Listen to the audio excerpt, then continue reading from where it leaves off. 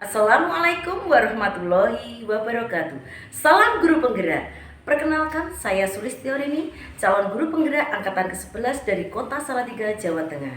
Dalam video kali ini, saya menunjukkan video aksi nyata saya dalam memberikan diseminasi tentang budaya positif di lingkungan sekolah saya, yaitu TK Islam Al-Husna Salatiga. Selamat menyaksikan.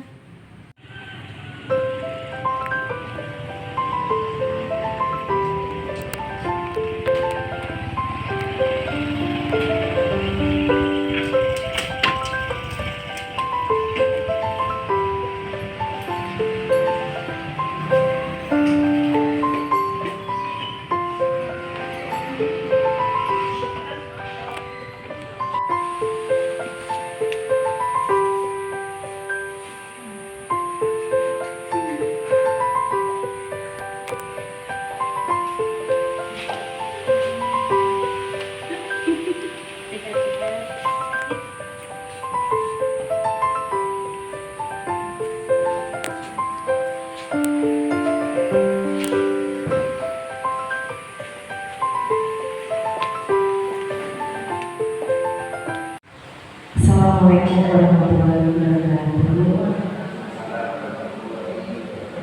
Ya, terima kasih teman-teman. Yang pertama saya berikan puji syukur pada Allah yang pada kesempatan kali ini kita bisa berkumpul kembali dalam kegiatan diseminasi atau pengembasan materi budaya positif yang telah saya dapatkan dari JGP dan Pendidikan Guru Penggerak. Dan sebelum ini saya nanti akan membawakan susunan acara pada siang hari ini. Yang pertama adalah pembukaan, yang kedua adalah kata dari kepala sekolah atau yang mewakili, yang ketiga langsung kegiatan inti, dan yang keempat penutup. Itu aja kegiatannya. Untuk memberangkatkan waktu, teman-teman kita menentukan waktunya, kita berdoa sesuai agama kita supaya kegiatan ini bisa berjalan dengan lancar dan baik. Berdoa dipersilakan.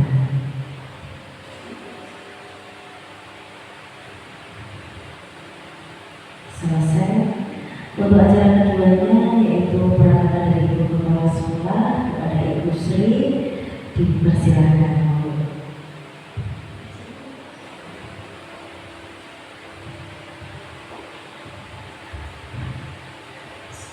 Assalamualaikum warahmatullahi wabarakatuh. Bismillahirrahmanirrahim. Alhamdulillahirrahmanirrahim. Wassalatu wassalamu ala asyrofil anbiya'i wal mursalin wa ala alihi wa sahbihi ajma'in. Terima kasih atas waktunya. Di sini saya sebagai kepala sekolah mengucapkan apresiasi yang sebesar-besarnya kepada Ibu Sulistiarini selaku salah satu guru di TK Al-Husna yang menjalankan pendidikan calon guru penggerak. Semoga dengan pendidikan ini kinerja guru ini semakin membaik dan ilmunya yang didapatkan di pendidikan calon guru penggerak bisa ditularkan kepada teman-teman semuanya, dan teman-teman tetap semangat untuk tetap belajar dan jangan sungkan-sungkan untuk bertanya kepada teman-teman yang lain yang dirasa lebih tahu, atau kita saling sharing, bertukar pengalaman dan pengetahuan. Kemudian terima kasih kepada Bu ini pada kesempatan kali ini telah melakukan diseminasi ilmu yang didapatkan di pendidikan guru penggerak kepada teman-teman semuanya. Semoga dengan adanya diseminasi ini kita dapat mengambil hikmahnya, atau kalau bisa kita meniru diterapkan di kelas kita. Seperti itu harapan dari saya, dan kemungkinan dari diseminasi pun harapannya juga seperti itu, bisa menarik teman yang lain untuk melakukan hal yang sama baiknya, sama bagusnya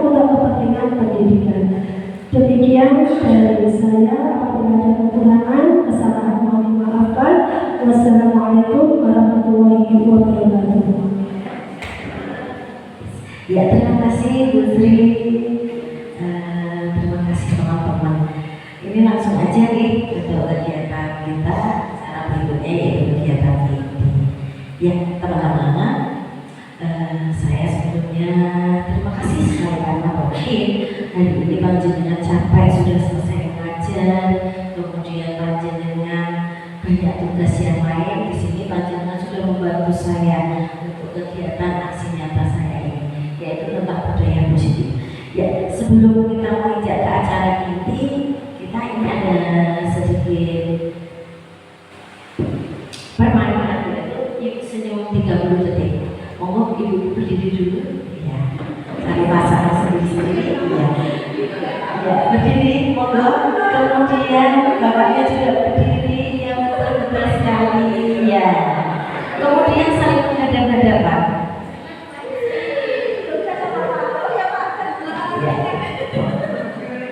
Panjenengan coba senyum dengan temannya yang ada di depannya. Tersenyum 30 detik aja. Iya, senyum boleh. Iya. Iya, kelihatan giginya juga boleh. Iya, boleh juga boleh. Coba aktivitas. Iya. Iya. Kira-kira dari tersenyum tadi bisa menimbulkan tertawa apa tidak ini? Iya. Ini termasuk aura positif ya. Karena ini jalan-jalan ya.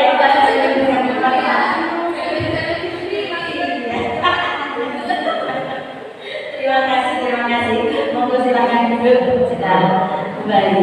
Iya Ibu. Tadi pandangan saya aja tersenyum 30 detik.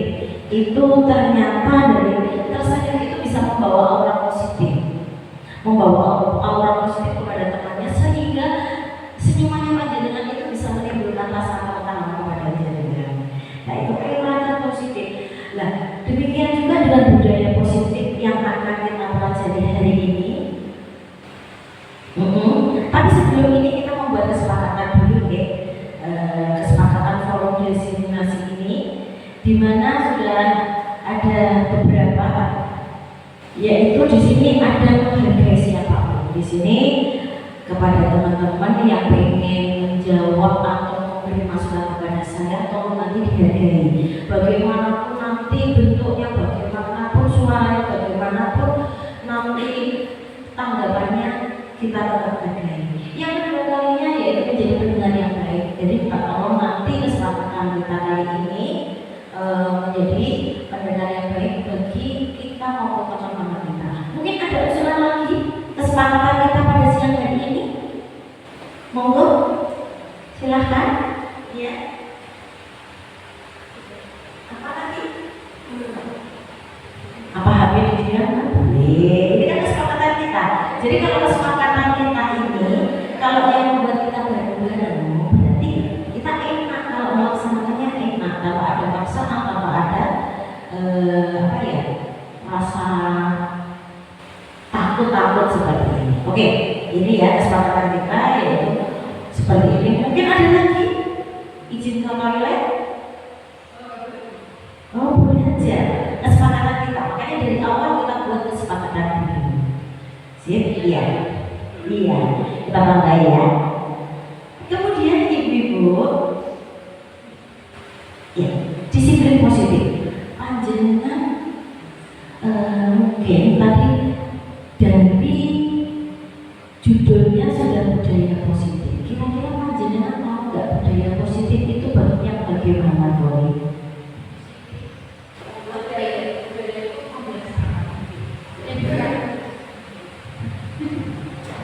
Dari judulnya kan budaya positif, berarti itu kan mengarah kepada kebiasaan yang baik, ketertiban, kedisiplinan seperti itu. Luar biasa, tepuk tangan. Ada lagi tentang budaya positif. Iya, memang budaya positif itu adalah suatu kebiasaan yang menurut kita itu baik, kebiasaan yang menurut kita itu bisa menimbulkan suatu pahala dan menurut orang lain itu juga sangat sopan ya. Itu memang budaya yang baik. sebagai seorang guru, kita di sini itu mempunyai program yang mana kita harus menciptakan budaya positif di anak didik kita. Karena tujuan kita di sini adalah pendidik.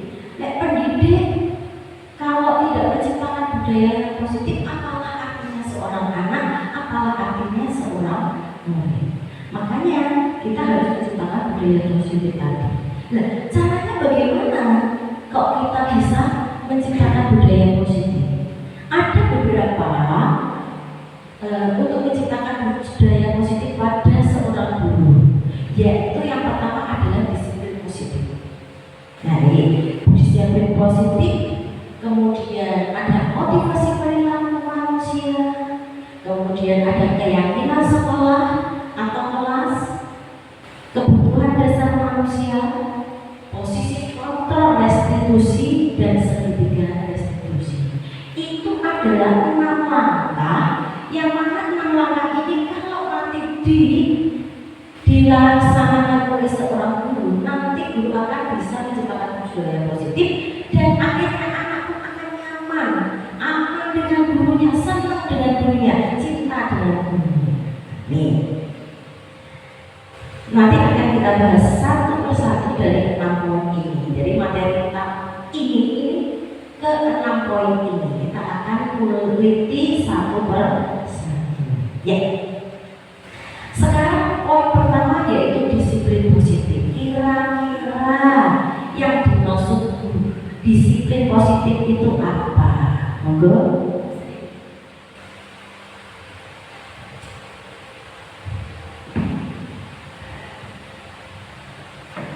Disiplin positif di sini maksudnya kira-kira kebiasaan anak-anak dalam mentaati aturan yang sudah disepakati bersama, seperti itu. Luar biasa.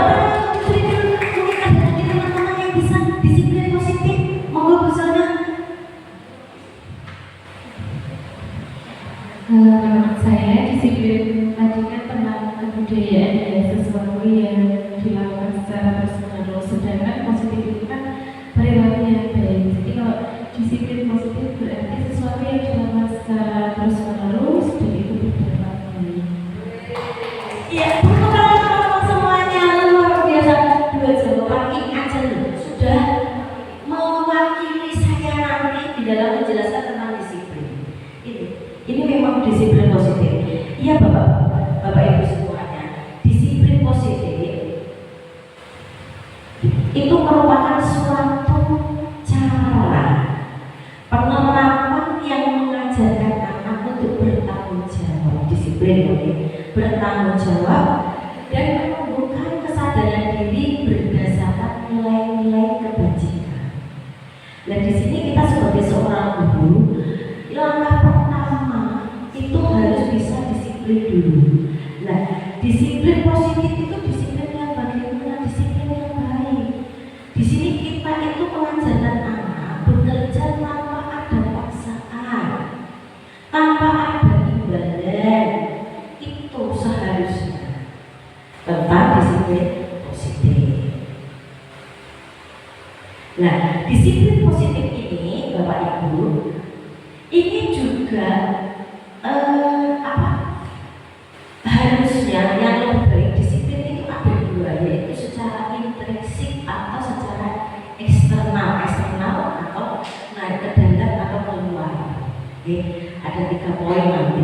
Nah, dan dasarnya itu adalah nilai-nilai kebajikan. Disiplin itu gak enak loh. Sing kelihatannya tentang kejelekan kan ada tidak Bapak Ibu? Nah, disiplin itu harus tentang kebajikan, kebaikan. Kira-kira disiplin yang pernah kita ajarkan ke anak didik kita itu disiplin yang bagaimana? Saat ini, selama ini, kira-kira disiplin apa? Monggo. Datang ke sekolah tepat waktu, memakai seragam sesuai jadwal, memakai sepatu warna hitam ketika upacara. Mungkin itu Luar biasa.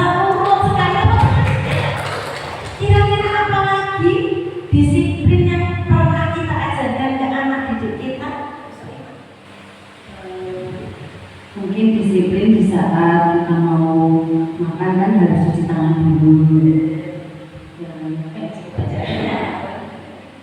Terima kasih luar biasa teman-teman. Iya, disiplin itu seperti itu ya. Kita mengajarkan anak-anak untuk bisa bertanggung jawab dengan tugasnya masing-masing tanpa adanya paksaan. Tapi disiplin itu poinnya harus mengandung nilai-nilai kebaikan. Dan sekarang nilai-nilai kebaikan kebajikan itu kira-kira yang bagaimana?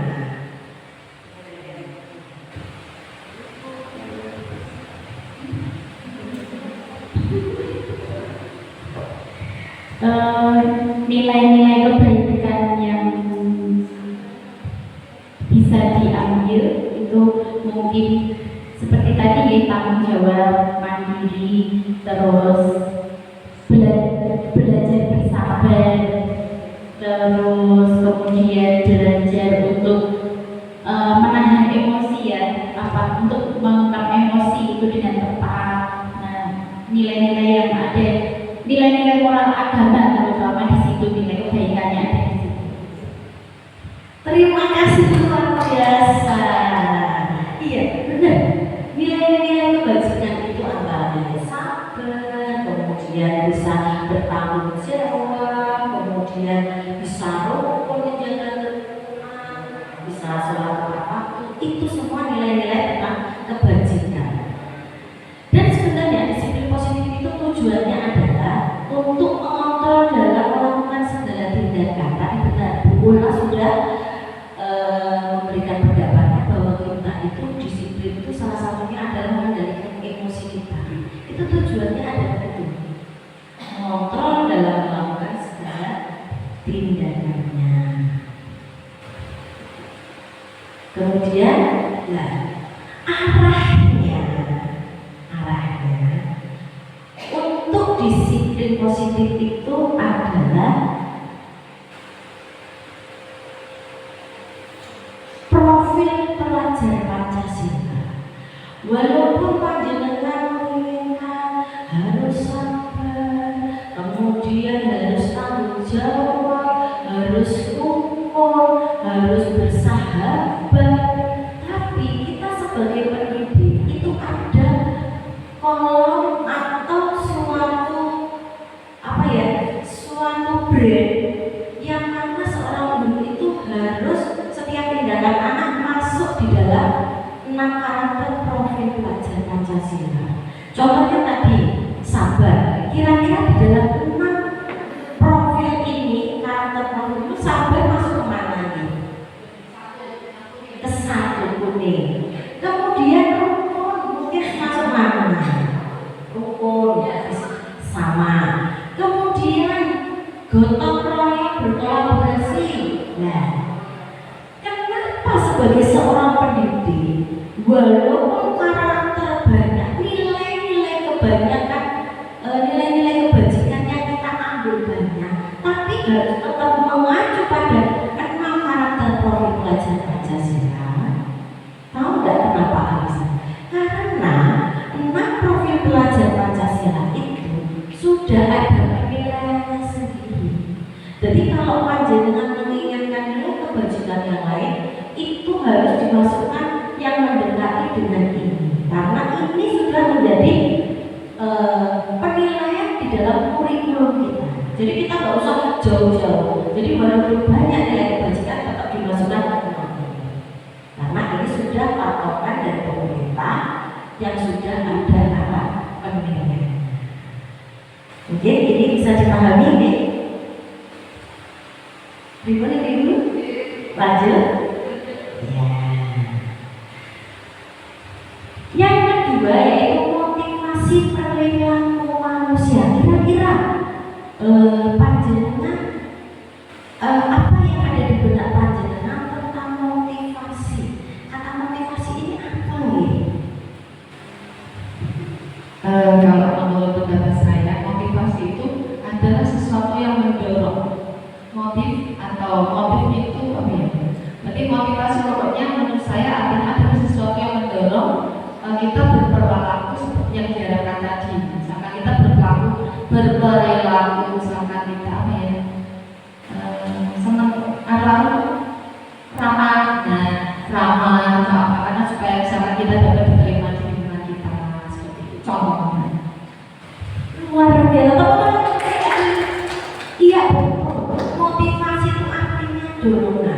dorongan perilaku manusia.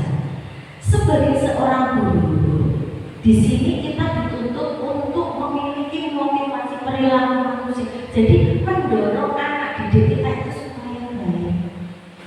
Nah, caranya bagaimana?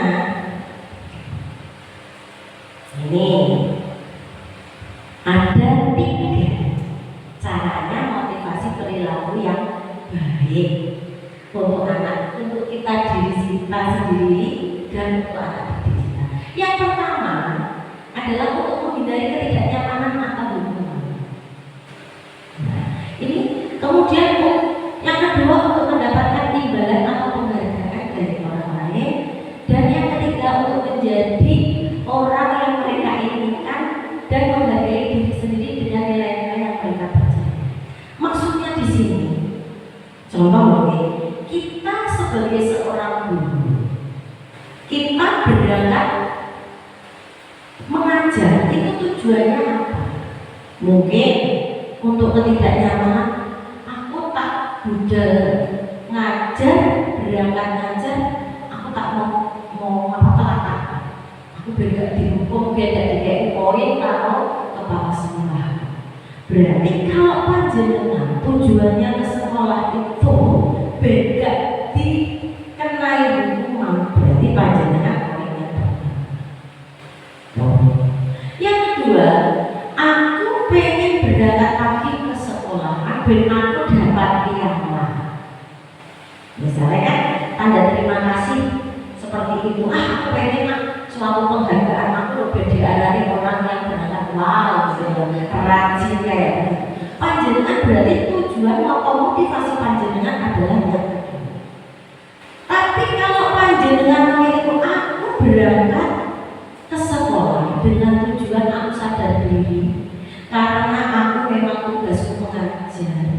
Kemudian biar anak didikku itu tahu bahwasanya gurunya memang disiplin seperti ini, berarti panjenengan memilih yang itu adalah dasar motivasi perilaku manusia. Nah, sekarang panjenengan bisa merefleksi diri, kira-kira aku itu ngajar berangkat ke Al-Husna ini tujuanku yang mana? Yang pertama, yang kedua, atau yang ketiga?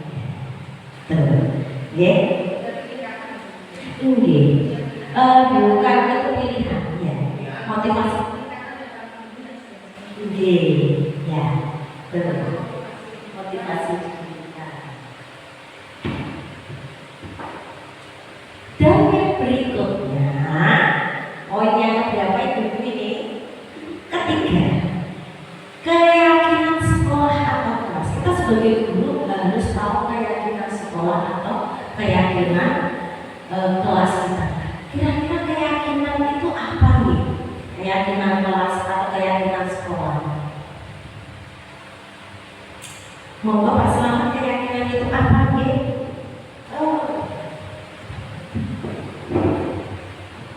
Karena sementara ini saat keyakinannya hanya tidak di kelas, di luar. Jadi untuk mendapatkan keyakinan itu kita wajib mengawasi anak supaya aman di dalam bermain di hadapan taman yang harusnya. Iya, bagus. Ini juga termasuk keyakinan sekolah ya. Kita sebagai pendidik, kita itu juga mengawasi anak didik kita selama bermain di luar. Bagus sekali. Kita juga mengawasi mereka di dalam kelas atau di luar mau ngapain, itu memang tugas kita. Itu termasuk keyakinan sekolah kita. Jadi intinya keyakinan itu adalah kesepakatan. Oh ya. Dari ini keyakinan kelas atau sekolah. Di sini kita itu membuat kesepakatan, yang mana kesepakatan itu bisa dilakukan oleh semua orang tanpa paksaan.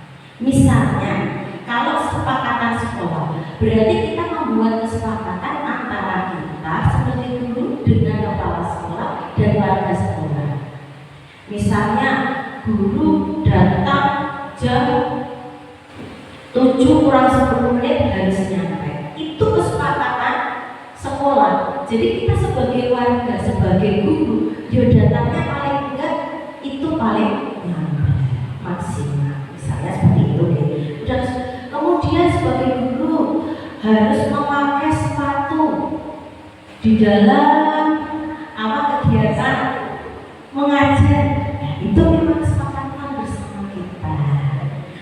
Terus misalnya lagi kita kesepakatannya kalau di dalam kelas, misalnya di dalam kelas kita bawa HP-nya untuk memotret anak atau mendokumentasikan anak, itu kalau kesepakatan kita, ayo kita kerjakan.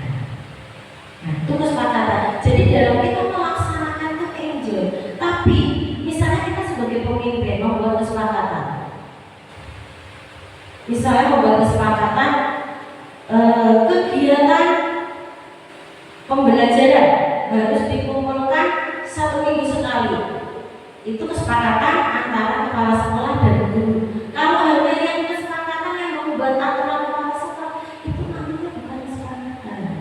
Makanya sebagai guru juga enjoy, sebagai kepala sekolah juga enjoy. Jadi kita bisa melaksanakan dengan sebaik-baiknya. Itu namanya kesepakatan sekolah. Contoh lagi kesepakatan kelas.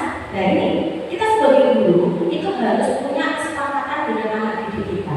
Contohnya di kelas tidak lari-lari, di kelas kemudian kalau bermain selesai, apalagi selesai harus dirayakan. Itu kesepakatan anak-anak. Contohnya itu kesepakatan. Jadi anak-anak harusnya bisa melaksanakan itu tanpa paksaan. Contoh seperti saya ini kesepakatan di kelas saya, yaitu dengan kata-kata yang positif. Dan di situ kalau kesepakatan itu ada kata-kata tidak boleh lari-lari. No, itu tidak, karena ada kata tidak. Jadi penggunaan kata kesepakatan itu kata-kata yang positif. Jangan ada kata tidak atau jangan. Ini contoh kesepakatan di kelas saya. Jaga mulut, jaga tangan, jaga kaki, mata, telinga, hati, dan teman. Maksudnya kalau berteman itu, di situ anak-anak juga saya biasakan kalau berteman itu berteman dengan semua temannya, tanpa ui aja. Juga menjaga diri dalam arti gak jengkel-jengkel, gak menunggu temannya, pokoknya saling bersama. Kemudian jaga tangan, di sini juga nanti bisa memandu unsur, merapikan mainan, kemudian tangannya tidak dijepit itu namanya, tidak memukul, itu bisa dengan jaga tangan. Jadi dengan kata-kata poin 2 anak-anak langsung tahu. Oh iya. Tanpa saya itu menjelaskan harus merapikan mainan, harus mengembalikan mainan apa-apa. Itu anak-anak jaga tangan langsung. Kemudian jaga kaki, gak kandang-kandang kayak gitu. Juga anak-anak langsung. Karena apa? Ini yang membuat murid dan guru. Jadi mereka paham dengan kesepakatan itu dan melaksanakan itu dengan aksi.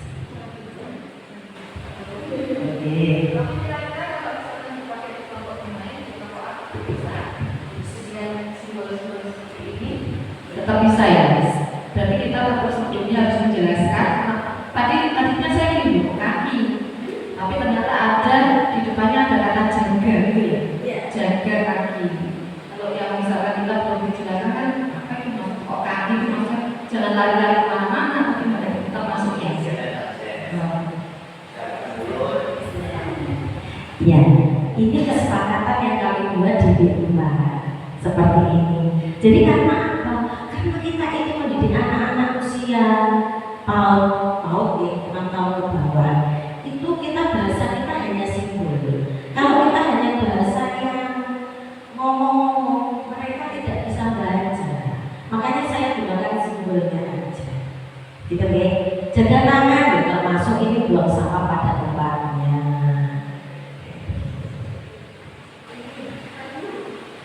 Ini, monggo-monggo.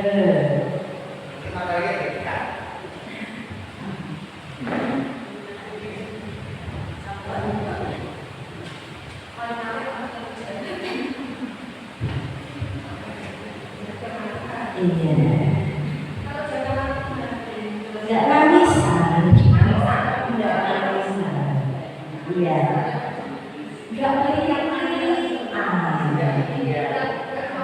Iya, nggak ngototin teman. Iya. Makanya kita buat kesepakatan.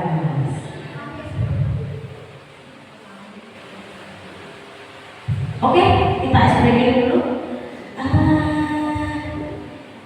Berdiri dulu biar tambah semangat dan tidak ngantuk di jam-jam rawan juga. Ini ada dua mainan, yaitu menyebutkan hitam sama hijau. Ini juga butuh dua orang, kita kolaborasi. Yang sebelah sini hitam, sebelah sini hijau, sini hitam, sini hijau. Oke? Yang bilang hitam berarti megang tangannya yang hijau. Hitam, hitam, hitam berarti hitam langsung ibaratnya megang tangan temennya atau badan temennya yang hijau. Kalau saya bilang hijau, berarti hijau yang berperan atau megang tangan badannya temennya yang hijau. Oke, hitam sebelah mana? Hijau, hitam, hijau. Oke, konsentrasi. Tidak apa-apa. Hijau.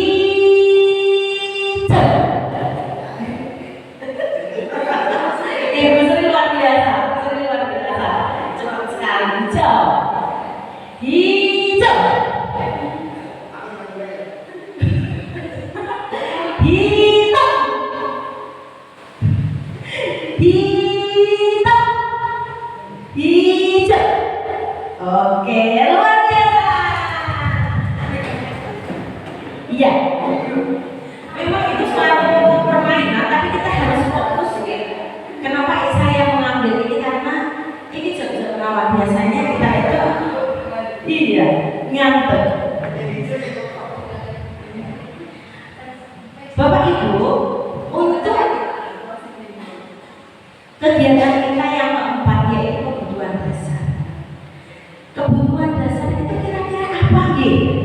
Kebutuhan dasar manusia sing tak butuhne itu apa? Kalau secara hukum hukum dasar manusia itu kebutuhan itu primer, sekunder. Itu waktu saya pelajari dulu ternyata tetangga sekarang dengan tersier ya. Tersier itu kebutuhan kepewan bisa termasuk juga piknik. Nilai-nilai ternyata kebutuhan tersier. Terus maaf ini saru. Dulu kan paling makan minum ya. Kalau sekarang ternyata buang air itu kebutuhan primer ternyata. Iya. Iya. Itu menurut saya. Luar biasa. Iya,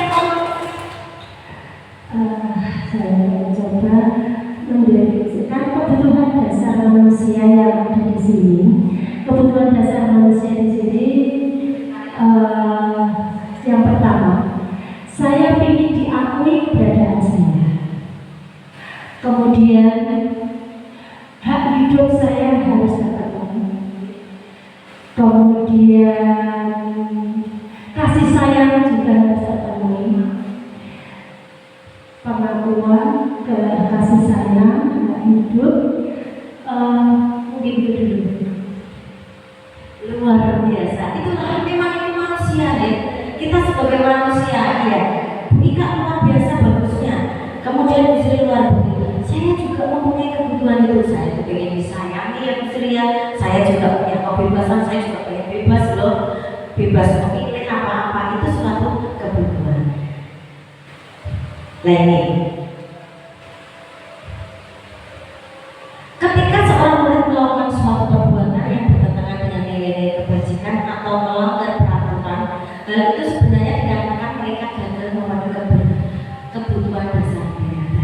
sebagai seorang guru di sini seandainya murid kita itu berulah, di sini kita tidak boleh marah. Tapi apa, kita harus tahu kebutuhan dasar anak kita itu yang belum terpenuhi apa. Jadi kita nggak boleh. Jadi kalau ada anak kita itu berkasus, no, apalagi kita ngajar anak TK usia apa. Jadi kita telusuri dulu kira-kira kebutuhannya dasar yang belum terpenuhi itu apa. Kalau menurut teori yang saya pelajari, jadi kebutuhan dasar manusia, yuk kita, yuk anak kita, anak didik kita. Yang pertama adalah bertahan hidup, kemudian kasih sayang, kemudian penguasaan, kebebasan, dan kesenangan. Ini adalah 5 kebutuhan dasar manusia. Contohnya kayak tadi Bu Ika ngendika sandal pangan papan, ke belakang juga. Kemudian itu termasuk kebutuhan hidup, bertahan hidup seperti itu.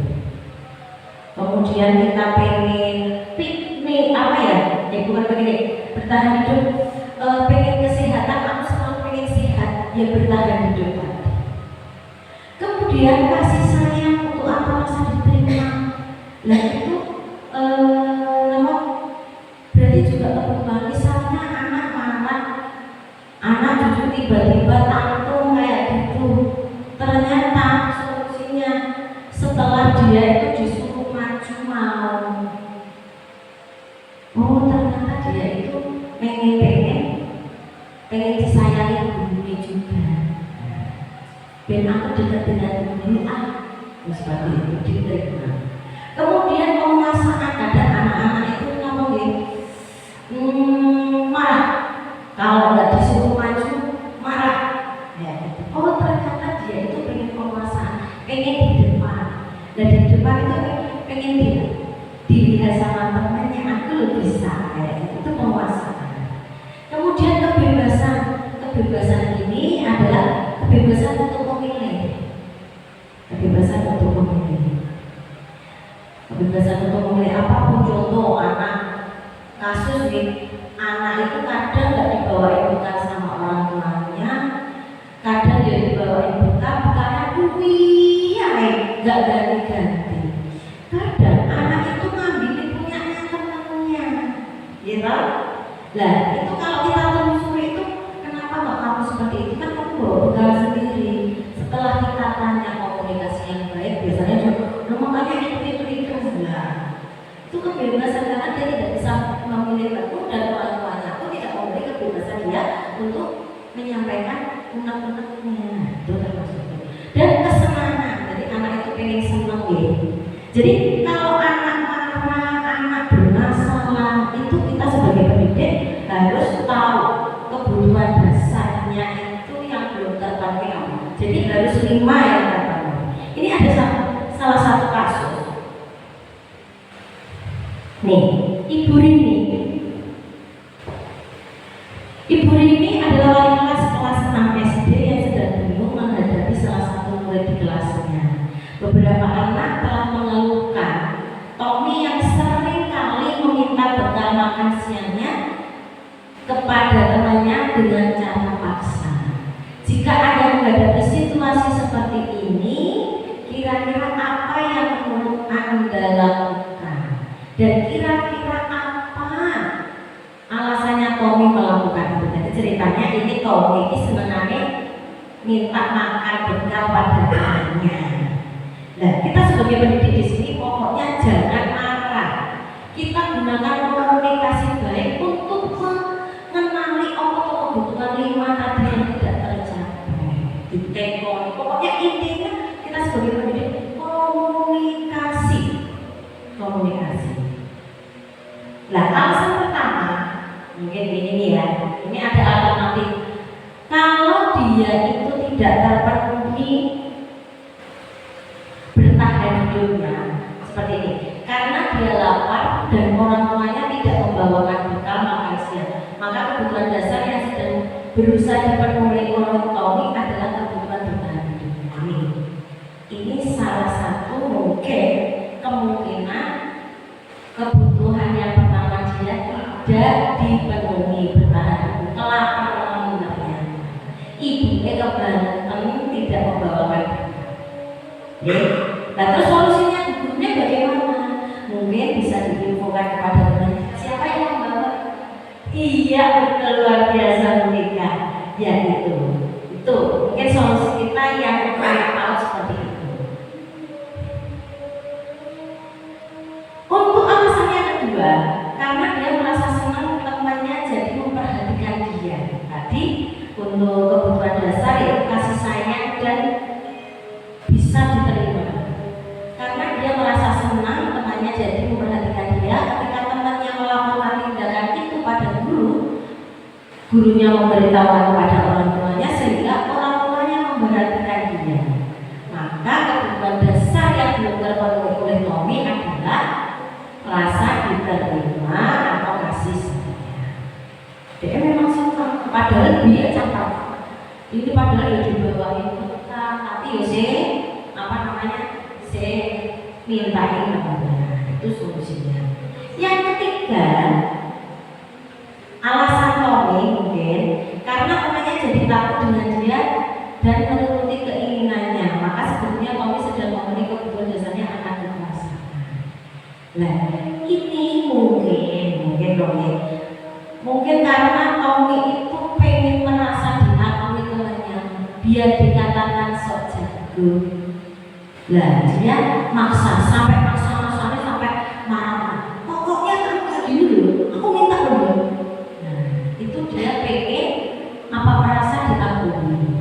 Nah, solusinya bukunya gimana? Mungkin kita sebagai guru bisa memberikan tanggung jawab dia sebagai memimpin kegiatan apa. Insya Allah anak-anak rasa sebagai kekuasaan itu akan terpenuhi.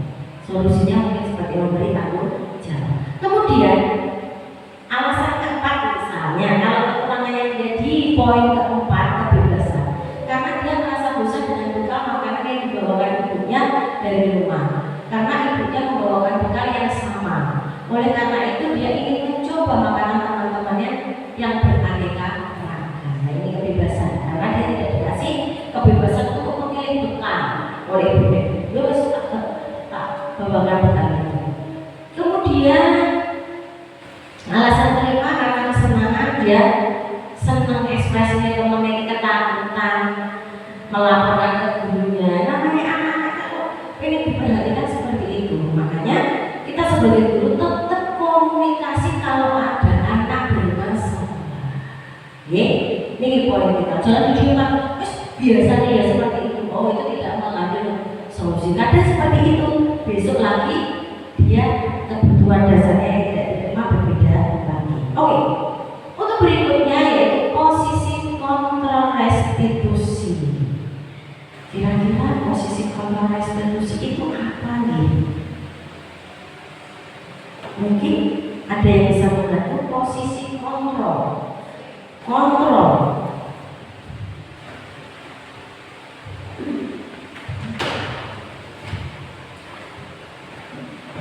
Ini yang poin ke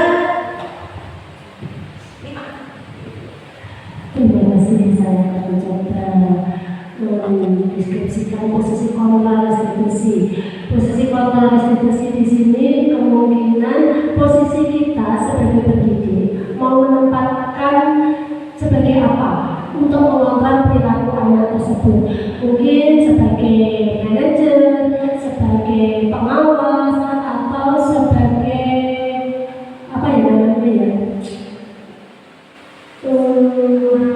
sebagai teman atau sebagai tipe penghukum, atau bagaimana kita sebagai pendidik menempatkan posisi kontrol dalam mengontrol perilaku anak yang kemungkinan perilaku anak itu agak menyimpang dari biasanya. Itu perlu ada kontrol dari kita sebagai pendidik. Tinggal kita menempatkan diri sebagai posisi seperti apa.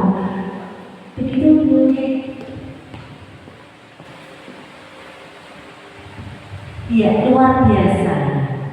Oke. Kamu tahu kok keyakinan kelas kita apa?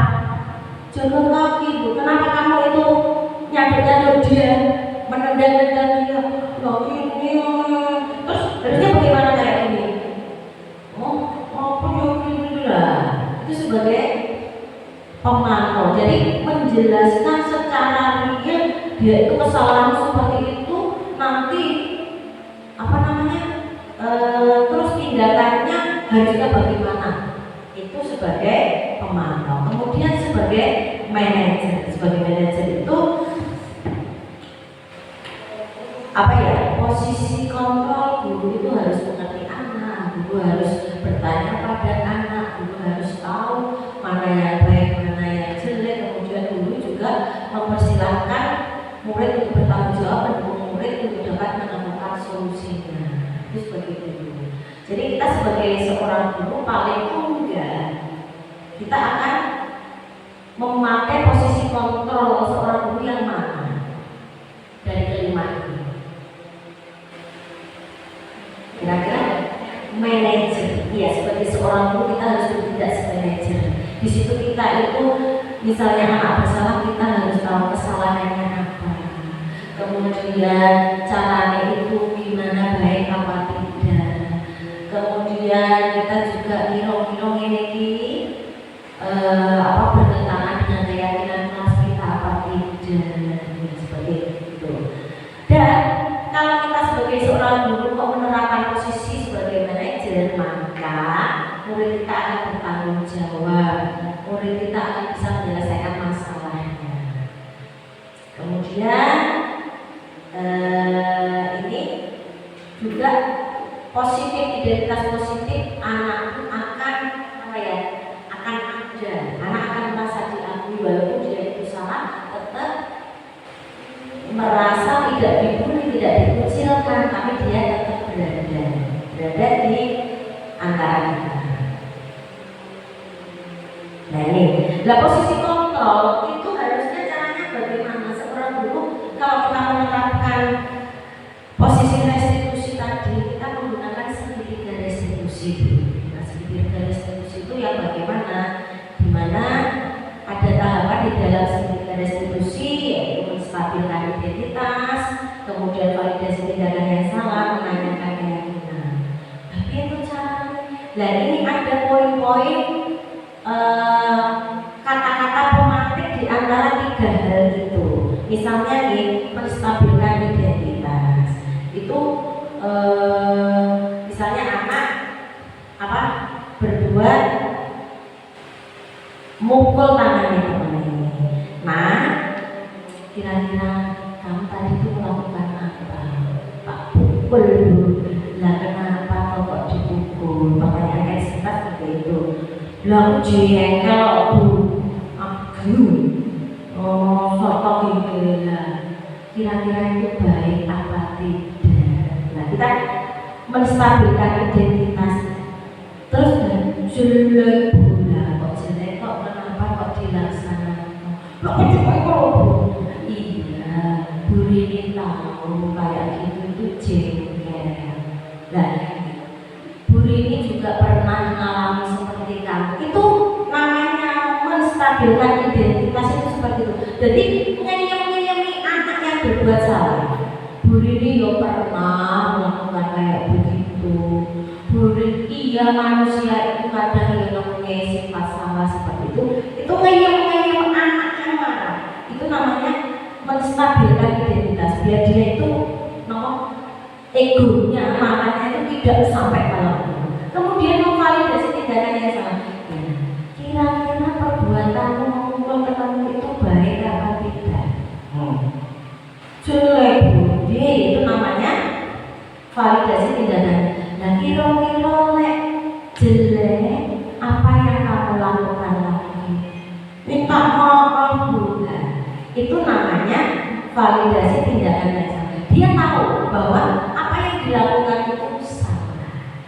Kemudian yang berikutnya, lah terus kira-kira setelah minta maaf kamu mau ngapain lagi? Yo, berjanji-janji aku. Tidak tidak akan mengulangi lagi. Nah terus setelah kamu minta maaf mengulangi lagi, kira-kira kamu ingat gak keyakinan kelas kita apa? Jaga tangan, jaga tangan kalau di kelas kamu ingat, kalau di sepakatan kelas kita itu yang kedua jaga tangan. Dan jaga tangan itu kira-kira baik apa jelek? Baik. Kira-kira lek ngomong itu baik apa jelek? Jelek. Nah terus kalau menjaga tangannya baik itu baik apa jelek? Baik. Nah, anak sudah tahu menanyakan keyakinan. Jadi keyakinan kelas ada aturan-aturan kayak gitu. Nah, sudah. Makanya kita sebagai pendidik harus paling tidak kita harus menerapkan segitiga diskusi. Ini nanti pertanyaannya ada beberapa cara. Mungkin itu aja dari saya.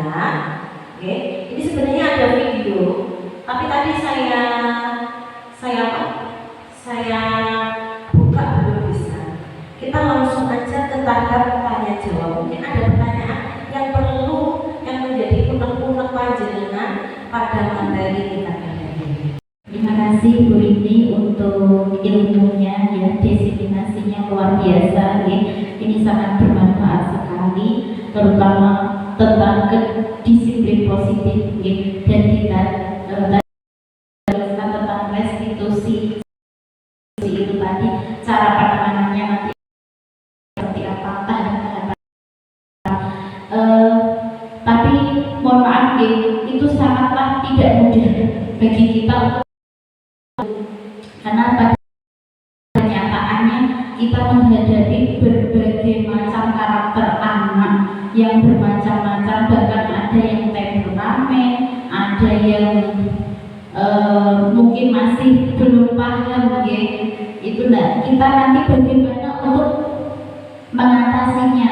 Kan ada juga yang kalau yang temperamen itu kita kasih pengertian aja dia sudah marah-marah dulu gitu loh. Nah itu nanti penanganannya kita harus bagaimana, kemudian terus cara mengatasinya, maksudnya memberikan pengertian itu seperti apa, karena ada yang anak yang sudah tidak mau tahu gitu loh, dan kita ngomong aja dia sudah langsung emosi, langsung bentak-bentak, langsung melempar barang, langsung sudah di luar kendali kita gitu. Bagaimana seperti itu?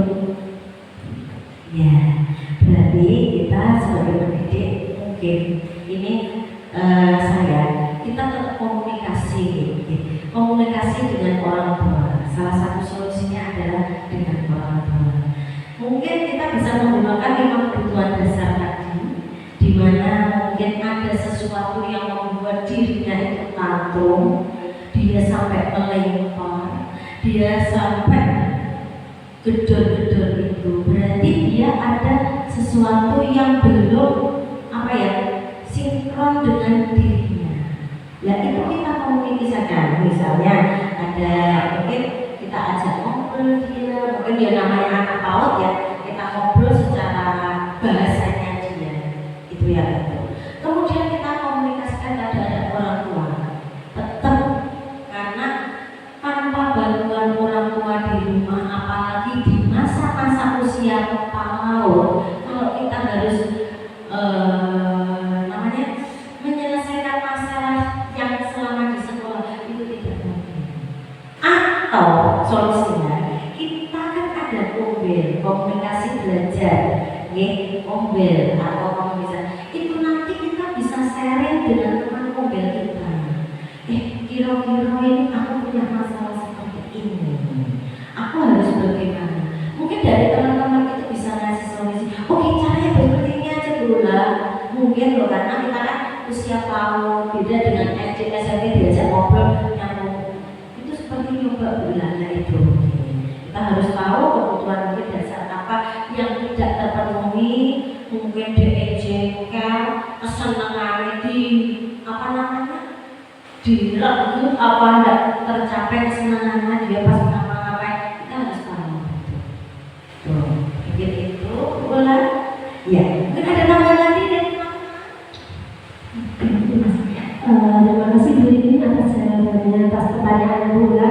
Di sini saya akan sedikit menambahkan untuk permasalahan yang dilontarkan Bu Ula itu bagaimana cara mengatasi anak yang dikasih pengertian aja susah gitu ya, karena memang tanggungnya tinggi. Nah, mungkin salah satu solusi yang bisa kita lakukan di sekolah yang pertama, pada saat anak tanggung itu kita diamkan dulu. Setelah sekiranya anak itu kok sudah capek, kita dekati apa keinginannya. Mungkin kebutuhan dasar, keinginan atau pengakuan yang belum terpenuhi menurut persepsi anak. Jadi anak melakukan tantrum untuk bisa mengekspresikan keinginannya, memenuhi kebutuhan dasarnya. Setelah kita diskusi sesuai dengan bahasa anak apa yang keinginannya, mungkin kita bisa langsung nanti komunikasi dengan orang tua. Bagaimana kebiasaan anak di rumah, apa memang suka tantrum? Kalau tidak suka tantrum, mungkin di rumah anak memiliki keinginan apa yang belum terpenuhi oleh orang tuanya. Seperti itu. Tambahan dalam mengatasi anak memang itu tidak mudah, karena yang kita hadapi tidak hanya satu anak. Jadi mungkin kita nanti bisa saling membantu. Misalkan ada kejadian anak seperti itu, ada guru yang longgar, nanti bisa membantu menenangkan, kemudian menggali apa keinginan anak, kebutuhan anak yang belum terpenuhi, sehingga nanti ke depannya tidak terjadi hal tersebut. Terima kasih sekali Bu Sita. Iya, mungkin itu teman-teman. Ada lagi pertanyaannya?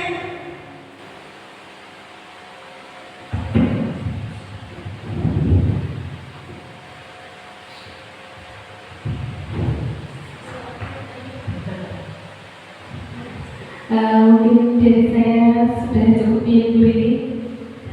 Mungkin nanti kalau masih ada yang jelas bisa saya tanyakan lagi. Tadi kan disampaikan Bu Sri, tadi yang anak apa itu tantrum ya. Kalau misalkan tantrumnya tidak mengganggu, itu didiamkan. Tapi kalau misalkan sudah mengganggu temannya, mengganggu kondisivitas di kelas, atau malah membahayakan temannya, apakah juga tetap kita diamkan saja atau bagaimana? Nah itu solusinya bagaimana? Ataukah guru itu pegang anak tersebut dibawa keluar, atau minta guru di yang kelas lain, atau kalau sekarang ada guru PPL yang pegang kelas, kita yang keluar, atau sebaliknya seperti itu, bagaimana sebaiknya? Mungkin saya. Oke, terima kasih. Betul ya, memang kondisi kita tidak memungkinkan untuk hanya mengawasi satu anak saja yang sedang tantrum. Misalkan tantrum yang membahayakan diri sendiri atau membahayakan orang lain, alangkah lebih baiknya dijauhkan dari yang membahayakan. Misalnya kalau membahayakan diri sendiri, anak bisa mungkin dijauhkan dari mungkin membentuk-bentukan di tembok, berarti jauhkan dari tembok. Atau kalau membahayakan orang lain, jauhkan dari teman-teman. Mungkin dengan cara dibawa keluar, atau misalkan sekarang kondisinya ada PPL, bisa minta bantuan teman-teman PPL untuk menghandle di kelas. Nanti guru yang menghandle anak yang tantrum membahayakan teman lain. Karena kalau yang menghandle anak yang membahayakan teman lain PPL itu tidak akan menemukan solusi yang tepat. Kemudian kalau misalnya tidak ada guru PPL, karena kita memang pas nih, bisa minta bantuan guru pendamping. Kita punya guru pendamping satu, Pak Selamat, yang selalu setia mendampingi di semua kelas, di semua kelompok.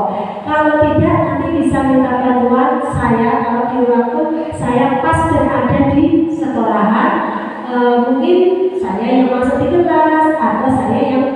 menghandle anak yang tangguh. Seperti itu berarti kita bisa kerjasama dan kolaborasi dalam menangani. Terima kasih. Iya, terima kasih.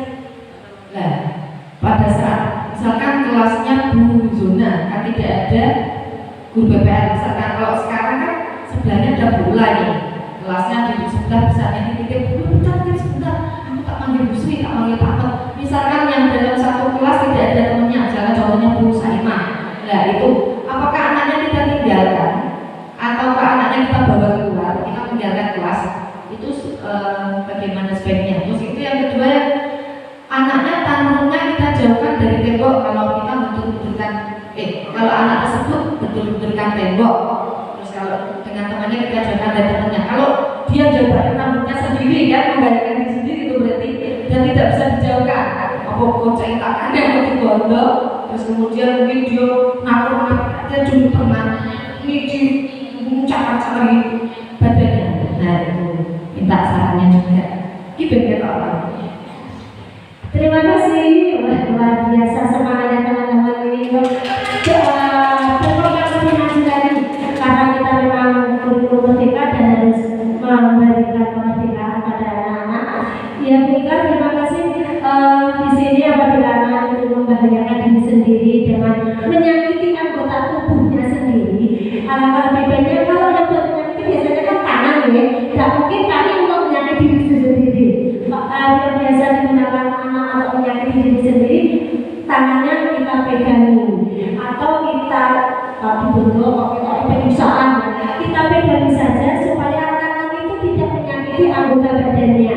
Kemudian misalkan di kelas lain yang tidak berdampingan dengan kelas atau dengan kelas yang lainnya kayak B1, B2 ya, B1, B2 kan jauh ya dari sana.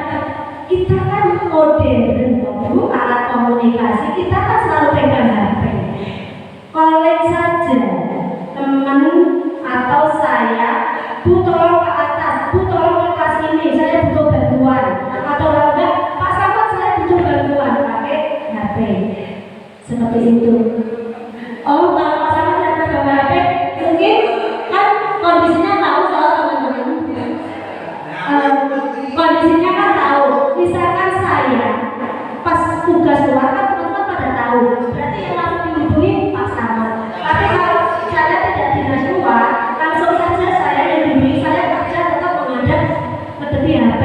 Kalau di telepon pasti langsung diangkat, tapi kalau di WA kadang nomor karena atau menelangi laptopnya. Karena memang tugasnya seperti itu ya, jadi harus kita bisa sambil nanti. Seperti itu. Jadi teman-teman harus yang mempunyai kelas individual kayak satu berdua, HP selalu dibawa di saku. Kalau ada sesuatu yang urgent, langsung oleh saya atau Pak Samad. Karena mungkin Pak Samad kalau tidak bawa HP, utamanya saya akan siap untuk membantu mengeksekusi keadaan. Seperti itu. Iya, terima kasih untuk Bu Sri dan Bu Ika. Luar biasa. Dari sini kita banyak menemukan masalah-masalah ya di luar komunitas kita. Ternyata menghadapi anak-anak usia dini itu perlu wawasan yang banyak, kemudian butuh kesabaran yang luar biasa. Dan yang penting kita harus kolaborasi antara teman satunya dengan teman yang lain. Karena kita pasti akan butuh informasi dari mereka semuanya. Ya, ibu-ibu. Mungkin itu aja. Oh, ini ada satu lagi. Berhubung pada umumnya anak-anak itu sifatnya ada meratu-meratu. Tidak lepas dari anak itu menjadi ratu harus diutamakan. Maka dari itu saya di depan A1, A2, A3 selalu starting di situ. Karena menyadari anak usia di bawah 5 tahun itu terutama ekosenrisnya itu sebenarnya diutamakan. Kalau kedua itu masalah itu kan beda dengan yang lainnya, yaitu perlu perhatian khusus dari ibu kepala sekolah. Itu Iya, terima kasih sekali keluarga teman kita semuanya. Iya, mungkin itu aja. Ada pertanyaan lagi? Alhamdulillah, acara kita sudah selesai. Kita tadi juga sudah tanya jawab, sudah banyak sekali masukan-masukan dari ibu kepala sekolah kita, Ibu Sri, Bu Ika, Pak Selamat dan teman-temannya. Dari saya mungkin itu aja. Bila ada kata-kata saya yang salah, saya minta maaf yang sebesar-besarnya. Assalamualaikum warahmatullahi wabarakatuh. Salam guru hebat. Islam